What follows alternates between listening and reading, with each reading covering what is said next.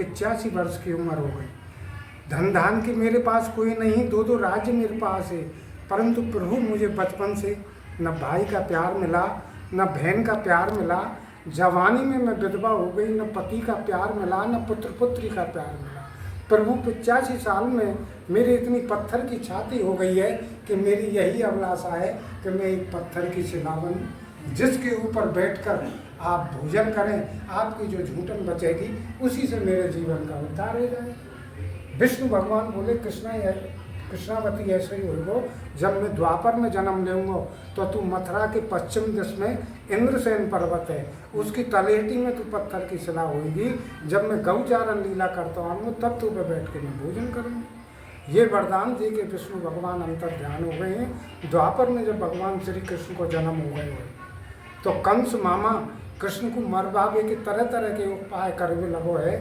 तो दुखी होकर यशोदा मैया कृष्ण बलराम को लेके अपने पिता के यहाँ कामवन में आ गई। यशोदा मैया कामवन की लड़की थी, या कारण कृष्ण बलराम को लेके बाल रूप में ही अपने पिता के यहाँ कामवन में आ गई है। यहाँ आकर दोनों भैयान ने अपने नाना की गऊ चराई है, और गऊ चराते चराते आप एक दिन इंद्रसेन पर्वत पे आ गए हैं। क्षीर सागर में तो पानी पीने को गऊ छोड़ दी है, और शिला पर बैठ के कहने लगे, अरे दाऊ भैया, अरे ग्वाल वालों, तुम्हारी मैया ने तुमको कहा भोजन रखी है, कहा छाक रखी है, सब अपने अपने भोजन में या शिला पर रख लो, सब मिलकर जो है भोजन करेंगे।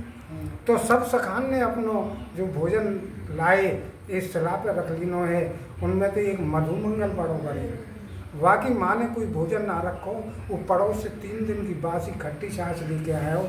अब कृष्ण बार बार कह रहे हैं, अरे मधुमंगल, तेरी मैया ने कहा भोजन रखो, वह रख, सब सखान ने रख दियो।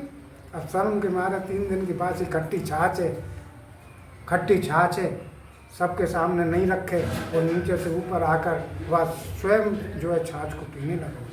कृष्ण ने आवाज़ दी, जब मधुमंगल नहीं आया हो तो स्वयं नीचे से कृष्ण ऊपर चढ़ के आए, और मधुमंगल के मुंह में जो छाछ भरी, आते ही उन्होंने गुलचा मारा है। तो मधुमंगल की मुंह की जो छाछ है कृष्ण के होठों पर गिरी है, मुँह पर गिरी है, उसको आप जीभ से चाट रहे हैं। इधर ब्रह्मा जी देख रहे हैं, देखो सही कैसे अवतार हुए, कैसे प्रभु हुए। जब उन्होंने इस सीन को देखा तो इसी स्थान पर ब्रह्मा जी को भ्रम हो गया कि ये अवतार नहीं है, ये प्रभु नहीं है, ये तो सब ग्वालियान की झूठत खा रहा हो।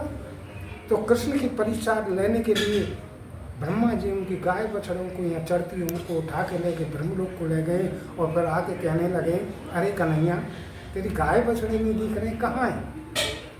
कृष्ण गऊओं के नाम रख रखे, उनको आवाज़ दी। जब कोई गऊ नहीं आई है, ध्यान लगाया तो देखे ब्रह्मा जी गाय बछड़ों को ले। तो बाल रूप में श्री कृष्ण समझ के ब्रह्मा जी तुम्हारी परीक्षा ले रहे हैं, तो उन्होंने वही गाय बछड़े यहाँ चढ़ते हुए दिखाए।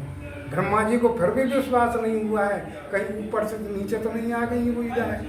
ऊपर जाकर देखा है वही गाय बछड़े हैं, नीचे देखा है वही गाय बछड़े। तब ब्रह्मा जी ने इस स्थान पर क्षमा मांगी कि प्रभु सब ग्वारिया गमारन की आप झूठन खारे, या कारण मैंने यह कृत्य की है, क्षमा करें। उसके बाद दोनों भैया ने अब बैठ के सखान के संग भोजन किया है।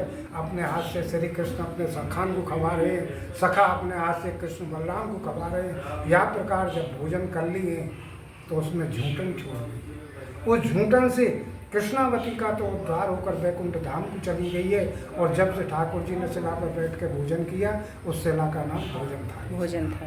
तो कृष्णावती के उद्धार के लिए प्रभु ने पत्थर की शिला पर बैठ के भोजन किया, नहीं तो ठाकुर जी के पास कोई कमी थोड़ी। हाँ जी। और ये कटोरे, ये माखन कटोरे, इसमें माखन खाते हैं। माखन आया, मधुमंगल का जो भगवान गीता मेरा